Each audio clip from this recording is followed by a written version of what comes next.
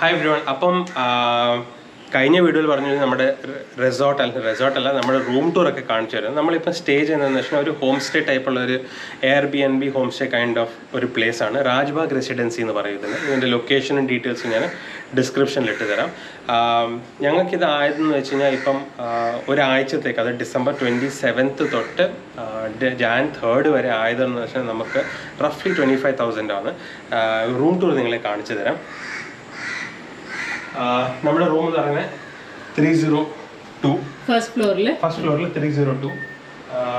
നമ്മളാണ് ഈ ആഴ്ച ആദ്യം ചെക്ക് ഇൻ ചെയ്തത് നമ്മളാണ്. അപ്പം ചെറുക്കൻ ചോദിച്ചു നിങ്ങൾക്ക് മുകളിൽ വേണോ താഴെ വേണോ. നമ്മൾ പറഞ്ഞു താഴെ തന്നെ കിട്ടിയാൽ നല്ലത്, മേൽക്കീഴ ഇറങ്ങണ്ടല്ലോ, ലിഫ്റ്റ് ഇല്ല.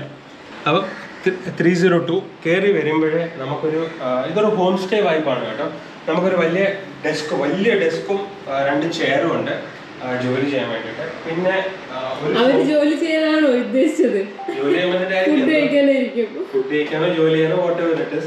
പിന്നെ ഒരു ചെറിയൊരു കൗച്ച് ടൈപ്പ് ഉണ്ട്. 2 കൗച്ച് ഉണ്ട്, ഒരു സോഫയുണ്ട്, ഒരു കൗച്ച് ഉണ്ട്. പിന്നെ ഒരു ടേബിൾ ഉണ്ട്, TV ഉണ്ട്, അവിടെ ഒരു ടേബിൾ ഫാൻ ഉണ്ട്. പിന്നെ നമുക്ക് ഇവിടെ തന്നെ ഓപ്പൺ കിച്ചൺ ആണ്. ഇവിടെ വലിയൊരു ഫ്രിഡ്ജ് തന്നിട്ടുണ്ട്. വലിയ ഫ്രിഡ്ജാണ്, വലിയ ഫ്രിഡ്ജ് കേട്ടോ. നമുക്ക് എപ്പോഴും ചെറിയ അതിന് കമ്പയർ ചെയ്യുമ്പോൾ വലിയൊരു ഫ്രിഡ്ജ് തന്നെയാണ്. ഇതിന്റെ ഒന്നും ആവശ്യമില്ല, ബട്ട് തന്നിട്ടുണ്ട് അവര്. പിന്നെ അത്യാവശ്യം കുക്ക് ചെയ്യാൻ ഇൻഡക്ഷൻ സ്റ്റവും വാട്ടർ ഹീറ്ററും പിന്നെ അത്യാവശ്യം പാത്രങ്ങളും അതും ഇതുമൊക്കെ തന്നിട്ടുണ്ട്. എല്ലാം ഉണ്ട്. പിന്നെ അവർ പറഞ്ഞു ക്യാൻ വാങ്ങിച്ചു കഴിഞ്ഞാൽ നമുക്ക് തന്നെ വെള്ളത്തിന്റെ 45 ലിറ്ററിന്റെ വെള്ളം നമുക്ക് തന്നെ നിറയ്ക്കാൻ പറ്റും.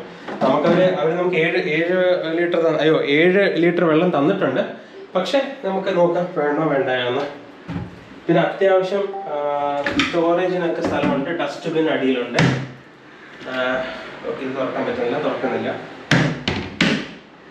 പിന്നെ നമ്മളിപ്പം ഈ ഓപ്പൺ കിച്ചണിൽ നിന്ന് ഇങ്ങോട്ട് വരുമ്പോൾ നമുക്ക് കിട്ടുന്നതെന്ന് വെച്ചാൽ വലിയൊരു ക്വീൻ സൈസ് ബെഡാണ്.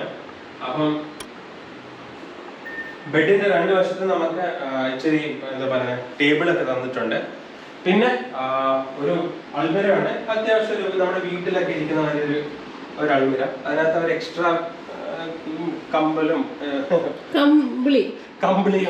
പിന്നെ ടവലും തലയണയൊക്കെ തന്നിട്ടുണ്ട് വേണ്ടുന്നവർക്ക്.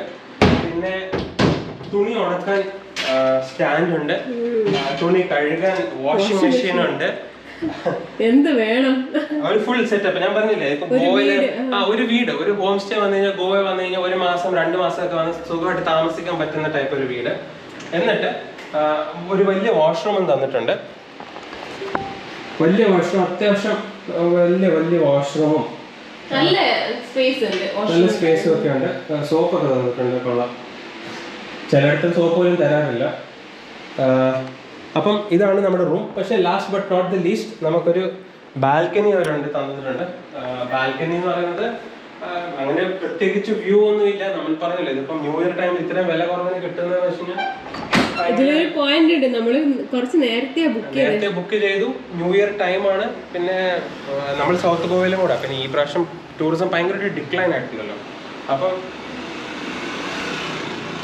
അത്യാവശ്യം ചെറിയൊരു ബാൽക്കണി എന്ന് പറയാം. പ്രത്യേകിച്ചൊന്നുമില്ല. 2 ടേബിളും 1 ചെയറും ഉണ്ട്. 2 ചെയറും 1 ടേബിളും ഉണ്ട്. പിന്നെ റോഡിൽ നമ്മുടെ കാറും ഉണ്ട്. നമ്മൾ അവിടെയാ പാർക്ക് ചെയ്തിരിക്കുന്നത്. ഇവർക്ക് പാർക്കിംഗ് സ്പേസ് കുറവാന്ന് തോന്നുന്നല്ലേ. ഇത് ലളിതന്റെ തൊട്ട് ഓപ്പോസിറ്റ് സൈഡിലാണ് കേട്ടോ.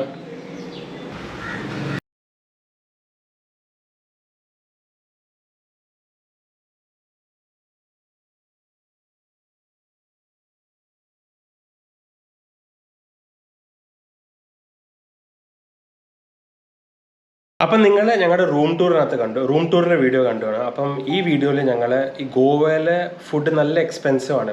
അപ്പം നമ്മൾ അറിഞ്ഞും കൊണ്ട് ഇങ്ങനത്തെ ഒരു റൂം എടുത്തതാണ്. എന്താണെന്ന് വെച്ചാൽ നമുക്ക് സ്വന്തമായിട്ട് ഒരു ഇച്ചിരി പൈസ സേവ് ചെയ്യാൻ വേണ്ടിയിട്ടും ബഡ്ജറ്റിലിരിക്കാൻ വേണ്ടിയിട്ടും, എസ്പെഷ്യലി ന്യൂ ഇയർ ടൈമിലൊക്കെ നല്ലോണം ബഡ്ജറ്റ് സ്പെൻഡ് ആവുന്ന ടൈമാണ്.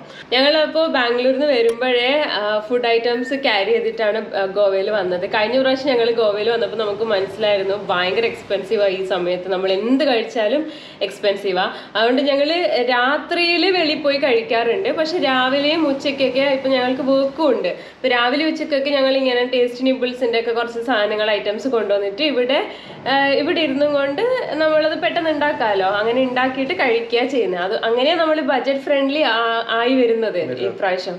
അപ്പം നിങ്ങളെ ആ ഒരു എക്സ്പീരിയൻസും കൂടി ഷെയർ ചെയ്യാമെന്ന് വിചാരിക്കുന്നു. ഇപ്പം നിങ്ങൾക്ക് ഡൗട്ട് ഉണ്ട് അത് ടേസ്റ്റ് നിബിൾസ് നിങ്ങൾക്ക് കൊണ്ടുവരാൻ പറ്റുമെങ്കിൽ അപ്പം നിങ്ങൾ ജസ്റ്റ് ഞങ്ങളുടെ ഒരു ദിവസത്തെ മാത്രം ഞങ്ങളൊരു ഫുഡ് ലഞ്ച് നിങ്ങളെ കാണിക്കാമെന്ന് വിചാരിച്ചു. എത്ര മിനിറ്റ് എടുക്കുന്നത്, എന്ത് സമയം എടുക്കുന്നത്, അതിൻ്റെയൊക്കെ ഡീറ്റെയിൽസ്. ടേസ്റ്റ് നിബിൾസ് അത്ര ബഡ്ജറ്റ് ഫ്രണ്ട്ലി എന്ന് ഞാൻ പറയത്തില്ല. എന്താണെന്ന് വെച്ചാൽ ഇത് അണ്ടർ 100 അല്ല. ചില ഐറ്റംസ് ഒക്കെ ഓൾമോസ്റ്റ് 150, 180 or 200 വരുന്നുണ്ട്. അപ്പം നിങ്ങൾക്ക് അവരുടെ കുറേ വെറൈറ്റി ഒക്കെ ഉണ്ട്. അപ്പം നിങ്ങൾക്ക് ചൂസ് ചെയ്യാം. ഇതൊരു പ്രൊമോഷനോ അഡ്വർടൈസ്മെൻറ്റോ ഒന്നുമല്ല. ഞങ്ങൾക്ക് യൂസ്ഫുൾ ആയ ഒരു കാര്യം നിങ്ങളോട് ഷെയർ ചെയ്യുന്നു. നിങ്ങൾക്ക് യൂസ്ഫുൾ ആവുമെന്ന് കരുതുന്നു ബഡ്ജറ്റ് ഫ്രണ്ട്ലി ട്രാവലിന് വേണ്ടിയിട്ട്. ഞങ്ങളപ്പോൾ കഴിഞ്ഞ ദിവസം കപ്പയും ഷാപ്പിലെ മീൻകറിയും മറ്റേ മട്ട റൈസ് ഒക്കെ ആയിരുന്നു കുക്ക് ചെയ്തത്.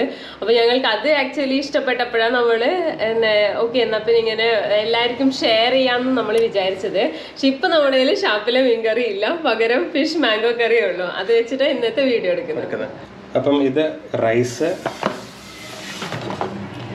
ഫിഷ് മാംഗോ കറി, പിന്നെ കപ്പപ്പുഴുക്ക്. കപ്പപ്പുഴുക്കും റൈസും ഞങ്ങൾ നേരത്തെ ട്രൈ ചെയ്തിരുന്നു, നല്ലതായിരുന്നു. ഫിഷ് മാംഗോ കറി, ഷാപ്പിലെ മീൻകറി ഇഷ്ടപ്പെട്ടു. അപ്പം ഫിഷ് മാംഗോ കറിയും നല്ലതായിരിക്കും എന്ന് പ്രതീക്ഷിക്കുന്നു. ഞങ്ങളുടെ ഇൻഡക്ഷൻ സ്റ്റവ് ഇതാണ്.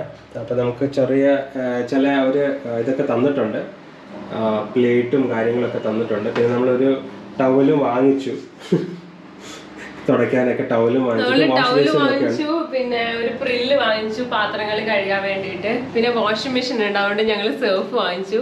പിന്നെ ഒരു കുപ്പി വെള്ളം വാങ്ങിച്ചു. ഒരാഴ്ച ഉണ്ടല്ലോ, അതുകൊണ്ട് ഒരു കുപ്പി വെള്ളം വാങ്ങിച്ചു. അപ്പം ആദ്യമേ ഹീറ്റ് ചെയ്യാം.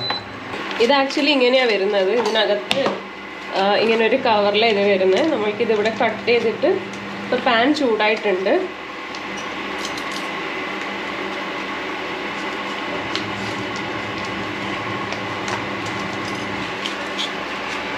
ഇതിങ്ങനെ ചൂടായ പാനിലേക്ക് ഇട്ട് കൊടുക്കുക. റെഡി ടു ഈറ്റ് കപ്പ.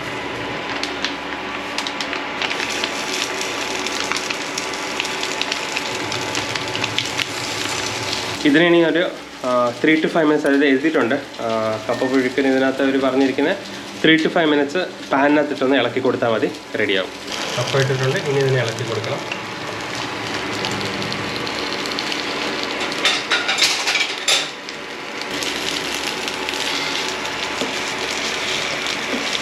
അപ്പം ഏകദേശം ഒരു 3 to 5 minutes ആയി. കപ്പ റെഡി ആയിട്ടുണ്ട്. കപ്പ അങ്ങനെ റെഡി. അടുത്തത് നമ്മൾ ഫിഷ് മാംഗോ കറിയാണ് ചെയ്യാൻ പോകുന്നത്.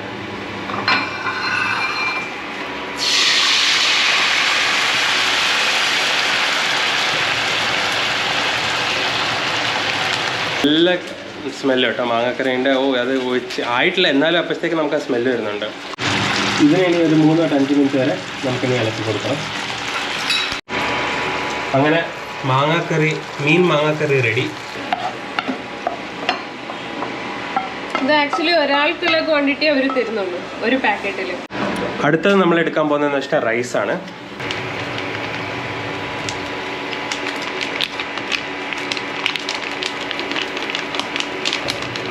റൈസിന് ഇനി ഒരു 3 to 5 minutes വരെ ഒന്ന് ഇളക്കി കൊടുത്താൽ മതി. അങ്ങനെ നമ്മുടെ റൈസും റെഡി ആയിട്ടുണ്ട്.